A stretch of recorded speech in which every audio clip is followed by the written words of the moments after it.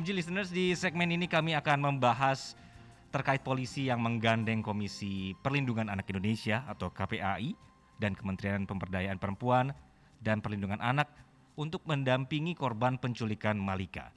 Kapolres Jakarta Pusat Kombes Kamarudin mengatakan pihaknya juga melakukan pendampingan terhadap keluarga Malika. Kapolres Jakarta Pusat mengatakan pendampingan ini dilakukan sebagai upaya untuk memulihkan psikis Malika setelah diculik oleh pemulung bernama Iwan Sumarno selama 26 hari. Nah, selain itu polisi juga mengecek kejiwaan Iman Sumarno mulai Rabu kemarin. Pemeriksaan kejiwaan perlu dilakukan mengingat latar belakang Iwan yang pernah menjadi pelaku pencabulan terhadap anak di bawah umur. Dan MG Listeners, terkait kasus Malika, bagaimana imbauan untuk orang tua agar sadar potensi kejahatan incar anak? Kita akan diskusikan hal ini dengan Ibu Retno Listiarti selaku pemerhati anak dan juga Ketua Dewan Pakar FSGI. Selamat siang Ibu Retno. Halo, selamat siang. Apa kabar? Baik, Ibu Retno, sehat kabarnya? Alhamdulillah sehat. Alhamdulillah. Bu Retno juga mengikuti perkembangan kasus ini ya? Mengikuti. Iya, Bu, tanggapannya seperti apa? Walaupun kemarin kita sangat bersyukur Malika ditemukan selamat gitu ya dan juga bisa kembali ke orang tua. Menurut Bu Retno, perkembangan kasusnya seperti apa? Ya, pertama gini ya, kalau dari setelah ketemu kita kan baru tahu ya beberapa kisah, cerita gitu ya. Nah, yang pertama adalah memang ini penting banget ya, mungkin momentum kita semua untuk ngingetin para orang tua. Karena sebenarnya kalau urusan pada penculikan itu sebenarnya orang tua gitu ya, itu punya peran yang sangat besar. Yang pertama gitu, memang anak harus diedukasi terkait dengan bahaya. Jadi kita kenalkan situasi bahaya. Kalau pada kasus Malika, ini sebenarnya Ananda ini kenal sama pelaku. Karena si pelaku itu suka beli makanan, minuman di warungnya orang tuanya Malika. Jadi mereka saling mengenal. Nah, pada hari itu, menurut Malika dia dijanjikan beli ayam tepung atau ayam Kentucky ya, dan harus naik bajai. Jadi makanya di dalam CCTV itu anak tampak riang ikut si pelaku. Nah, di sana ternyata tidak pernah gitu janji itu dipenuhi dan dia kemudian berpindah-pindah lokasi. Nah, dari sini sebenarnya kita belajar bahwa para orang tua harus mengedukasi anak-anak tentang satu, kalau diajak pergi meskipun dengan orang yang dikenal tapi dia orang lain, itu harus izin. Jadi memang ini penting banget mengajarkan anak untuk izin. Boleh enggak gitu. Terus misalnya dikasih makanan, itu juga izin. Ini mau dikasih makanan ini boleh enggak, itu biasakan. Tapi kalau tidak ada orang tua gimana? Tolak. Kalau tidak ada orang tua karena tidak ada izin kan, belum tahu nih orang tuanya nggak ada di dekat kita gitu. Itu mesti diajarkan. Kedua adalah anak ini sebenarnya harus kita ajarkan kata-kata kalau dalam situasi kondisi nggak nyaman dia, itu dia harus berani speak up. Setidaknya dia berteriak itu minta tolong tuh nangisnya adalah dengan kata tolong. Banyak anak itu nangis kan dengan menyebut nama mama ya biasanya. Mama gitu sambil nangis. Nah, orang kan kalau kita digendong si pelaku penculikan dengan nangis mama kan dikiranya tetap keluarganya nyari mamahnya aja. Nah, jadi harus ngomong tolong. Kalau tolong itu berarti lingkungan sekitar itu tahu nih anak dalam bahaya. Lalu yang berikutnya lagi adalah ketika dia diajak keliling. Dia diajak keliling 26 hari dengan gerobak. Dan pasti di masa-masa itu dia sebenarnya bertemu dengan banyak orang. Tapi Malika tidak pernah bicara. Misalnya situasi yang tidak nyaman dan membahayakan dia adalah ketika dia jauh dari orang tua.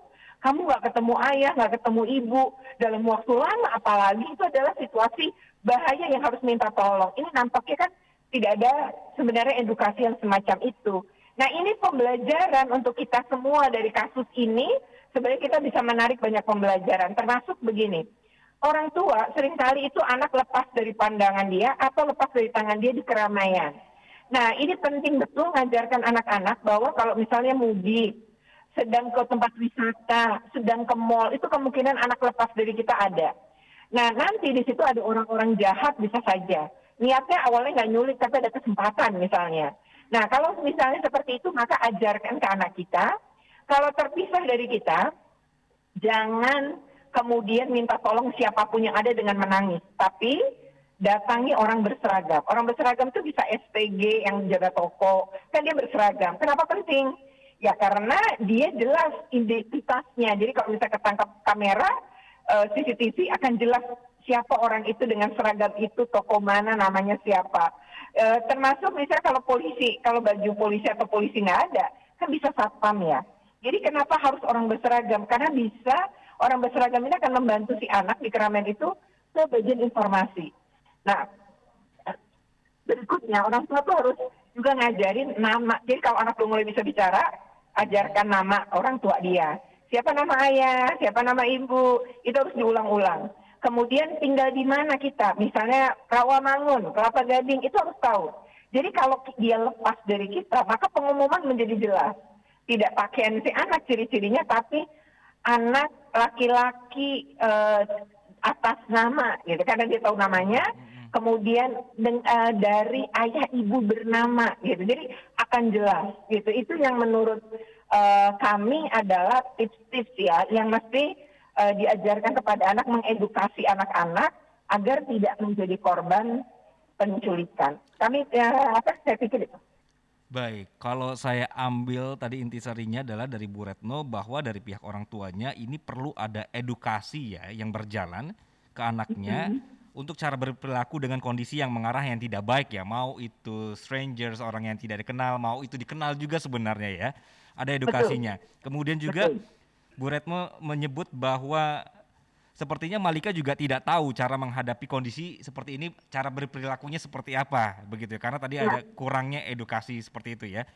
Betul, bukan salahnya Malika memang. Betul. Ya, tapi dia memang tidak mendapatkan cukup pengetahuan atau edukasi tentang itu.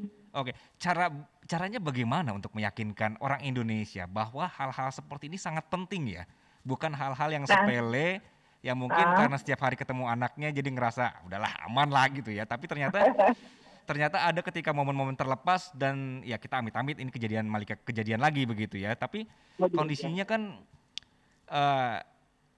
cara atau perspektif setiap orang untuk mau sadar bahwa edukasi ini penting juga nggak sama kan ya Bu Retno? Nah kalau seperti itu adalah baru tugas negara tuh. Okay. Jadi menyadarkan orang tua itu tugas pemerintah tuh. Jadi ini bisa melalui sebenarnya kalau zaman sekarang itu bisa lewat video-video pendek di TikTok gitu ya, di Instagram itu sudah mulai harusnya dibuat. Jadi kayak tips-tips tadi gitu ya, itu penting sekali sebenarnya diberikan. Lalu bahwa ada kalanya anak dalam bahaya, itu orang tua juga harus disadarkan. Kadang orang tua juga nggak ngedukasi karena dia nggak tahu, kan bisa jadi. Betul, ya. Jadi dianya juga harus disadarkan. Kalau anak nggak tahu ya wajar, namanya masih anak-anak ya. Yeah. Nah makanya orang tuanya, kalau orang tuanya udah terdidik, maka anaknya bisa dididik juga kan, gitu. Jadi memang ini penting banget peran seluruh pihak. Masyarakat juga. Kita itu kalau ngelihat anak menangis, itu kan beda ya, nangis ketakutan dengan nangis rewel. Itu sebenarnya penting sekali juga kita mengenali. Jadi kalau ada anak nangis sampai seperti itu, kita jangan nggak peduli karena dia bukan anak kita. Tapi coba amati, liatin gerak-gerik. Ini orang layak nggak sih jadi orang tuanya kok begini? Kita kan punya insting ya, sebagai juga udah punya anak. Ini siapa gitu, itu penting sekali. Jadi lebih baik kan kita ngelapor ke satpam, apa coba itu orang itu tolong dihentikan dulu. Ya kalau ternyata dia betul keluarganya, alhamdulillah. Kalau enggak gitu kan, kita sudah menyelamatkan seorang anak gitu. Itu hal yang menurut kami juga penting karena kayak ngasih minuman, ternyata minumannya dikasih obat tidur sehingga anaknya kemudian tertidur dan saat itulah dibawa. Itu kan juga banyak ada ya kasus-kasus semacam itu gitu. Jadi memang perlu waspada gitu ya. Nah kewaspadaan itu jangan paranoid juga sih menurut saya. Jadi akhirnya anak nih jangan boleh main, yang jangan nggak boleh juga. Anak tuh kan haknya main, bersosialisasi. Yang penting kita edukasi anaknya, kita didik anaknya, gitu. Bukan kemudian anaknya yang kita batasi geraknya. Nah misalnya lagi orang tua sekarang kan juga banyak yang bekerja, nggak sempat nih jemput anak-anak. Itu juga sebenarnya penting juga loh diedukasi. Misalnya gini, kan ojol itu memang banyak ya. Walau dia bisa mungkin aplikasinya kita ini kan, tapi kita mungkin nggak namanya anak ya, anak kita dalam kondisi, maka kita perlu sebenarnya ketika mengirim orang yang tidak yang untuk jemput anak kita bisa aja pakai password misalnya yang disepakati dengan anak dan passwordnya berubah-berubah, misalnya pakai nama hewan. Oke. Jadi ketika ada orang datang, saya mau jemput ini disuruh mama kamu, maka Password-nya tanya apa Pak, gitu ya? passwordnya apa gitu. Kalau misalnya hari itu tupai, terus dia bilang password, ini bukan gitu. Jadi itu pun sekolah juga harus punya kepedulian. Misalnya gini, anak-anak yang belum dijemput harus tetap di dalam sekolah, halaman sekolah, nggak boleh keluar pagar. Itu juga hal yang penting loh. Jadi memang ini butuh semua pihak, gitu ya. Memang sih kita tidak ingin anak kita tidak ingin mengalami kejadian ini. Oke, Tapi kan oke. eh, semua punya peluang terjadi kan. Betul. Jadi harus mengantisipasi. Menarik sih Kita, ya, menarik nih cara MJ Listener, cara dari Bu Retno bahwa cara yang paling simpel tuh bikin password ya, kayak oke, tadi ya, password kayak kuis gitu. iya, Bu Retno. betul. Tapi tadi kan sempat menyinggung ya bahwa dengan perbedaan cara atau perspektif orang tua atau orang tuanya juga mungkin Mm, tidak teredukasi dengan baik soal hal-hal seperti ini ya mm, gitu. Apakah memang masih mm. kurang yang dilakukan oleh pemerintah atau misalnya dari Iya, kementerian juga? mungkin menurut saya bukan kurang, tapi barangkali sebelumnya nggak disadarin kali ya. Nah ini Oke. yang mungkin butuh kita evaluasi. Barangkali perlu ya setelah kasus Malika, polisi juga pasti kerja keras banget itu sampai 26 hari. Dan saat ditemui juga Malika dalam keadaan letih. Ya Mm-mm, ini kan mm-mm. dia juga pakaian seadanya. Karena kan waktu pergi tidak membawa pakaian kan, Betul. ganti ya. Jadi tentu si pelaku juga nggak akan beli secara cukup. Nah ini kan kasihan betul kalau anak kita bayangkan jadi itu. Ini ternyata juga diduga misalnya mengalami kekerasan fisik ya, disentil ya kata Iya. bibirnya dan sempat ditendang pinggangnya.